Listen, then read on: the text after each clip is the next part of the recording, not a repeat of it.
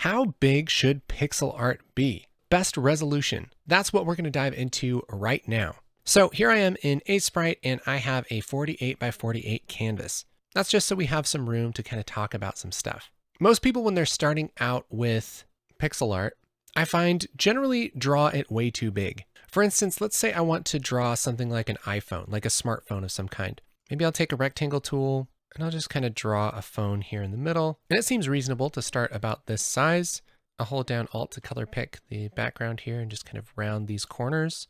And for this smartphone, let's just have kind of like a bezel around it. Just going to make kind of a gray thing like that. And then we'll have a screen. Let's just make a screen that looks like that. Just make a screen like this and fill it in. And maybe it's one of those old school phones with the buttons.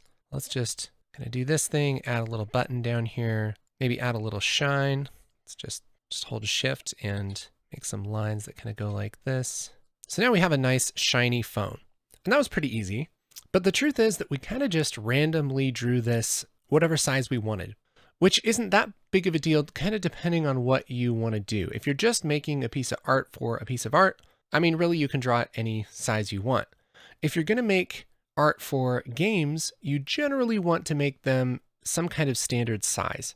I'm going to bring up my grid here by hitting Control apostrophe. And this grid is in 16 by 16 squares. So this is 16 pixels wide, but it's like 25 pixels tall. And it's usually good to have your sprites sit in a square.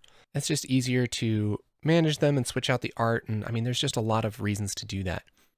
But you might be thinking, okay, but I feel like this is pretty low res. How would I squish this down into a 16 by 16 square? Just move this over and I'll copy and paste this. Control C, Control V, and I'll move this over like this. Because if we made this shorter like this, well, it's not really a phone anymore, right? It's kind of like a, I don't know what it is. So our only option is just to go lower res. And you might say, lower res than this? I feel like this is a really low res. Why don't we just make a 32 by 32 sprite? And you could totally do that. You could take this and just kind of put this in between here like this. And boom, you have a 32 by 32 sprite that you could use in your game. And I mean, as far as video games go, that's a pretty low res sprite. But if you're talking about pixel art games, you know, that have that pixel art aesthetic, 32 by 32 is a pretty decent size sprite, and it's a lot of work to make absolutely everything in your game that resolution. There's a lot of games that do it, they look beautiful, but it's just a ton of work, right? So something to consider.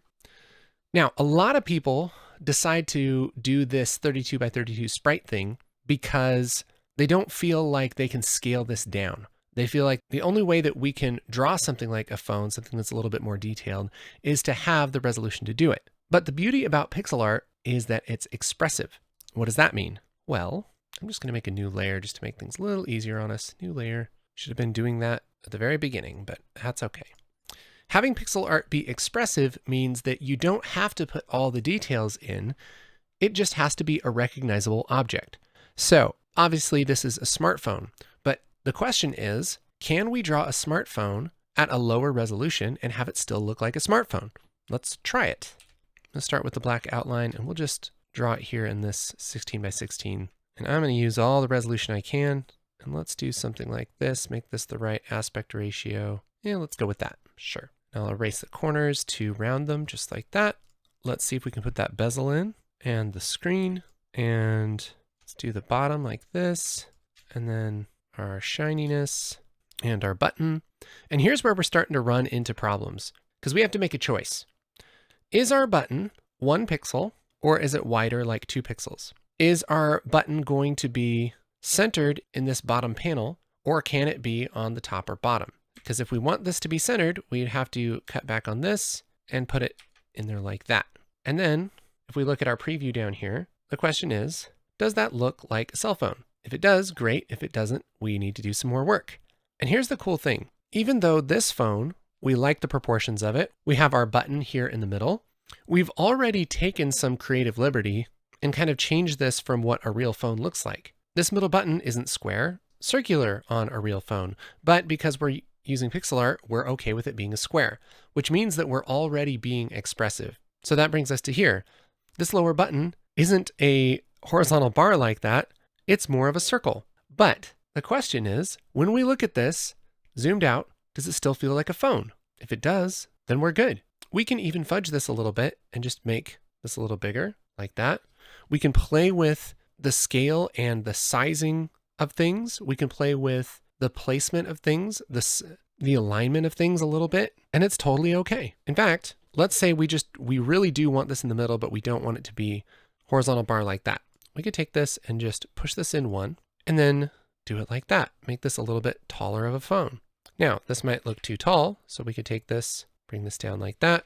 And now the question is, does it still look like a smartphone? And I think so. I think it looks pretty good. And so we've successfully made something that looks like a smartphone that has a lower resolution. And this is a really important concept. Let's try and get even crazier here. I'm gonna go up to View, Grid Settings, and let's set this grid to 8x8. 8x8. Can we make an 8x8 sprite that looks like a phone? Let's try it. Just gonna start with our basic shape here and get rid of our edges. And let's just fill this in with gray. We have our little button and we have our screen. We're starting to not look so much like a phone. It's a little bit less recognizable. Let's see what happens when we put this bezel in. Yeah, it doesn't really look like a phone. So once we get to lower resolutions, we're gonna have to fudge this a little more. So let's make this a little bit wider, just so we have a little bit more room, because we have to have this look like a screen and not just like a line. And we can mess around with this until it sort of looks like a phone. And it's probably going to start looking like something that's closer to this. We might even fudge this even a little more and do something like that, but maybe we just use a different color for our button.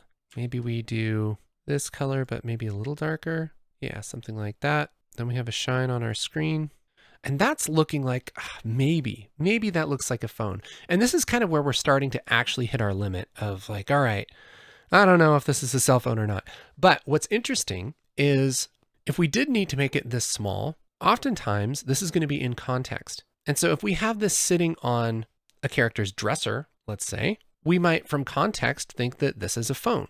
Let's just move this up. Let's say we have a dresser here.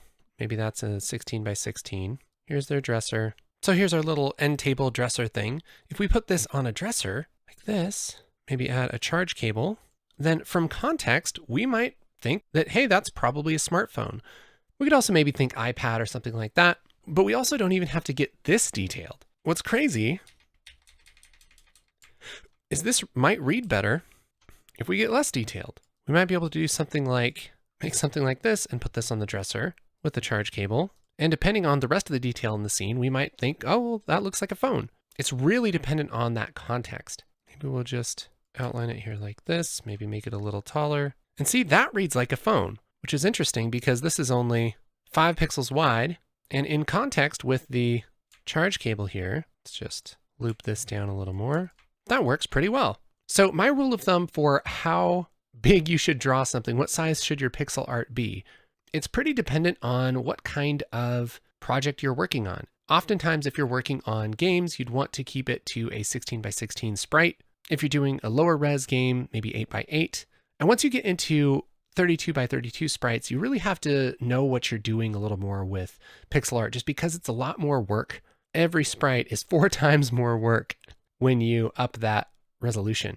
And yeah, higher res stuff looks cooler, but you don't necessarily need to do high res stuff in order for people to recognize what your pixel art is. So it's a healthy balance. We talk about this and other pixel art concepts in a lot more detail in the Pixel Art Fast Track. That's a course that'll teach you the basics of pixel art. Even if you have no art experience, we go through everything you need to know to get started. And the best part is it's totally free. Here's a link to sign up, and I'll see you over there in the Pixel Art Fast Track. Thanks for watching. I think you are the best.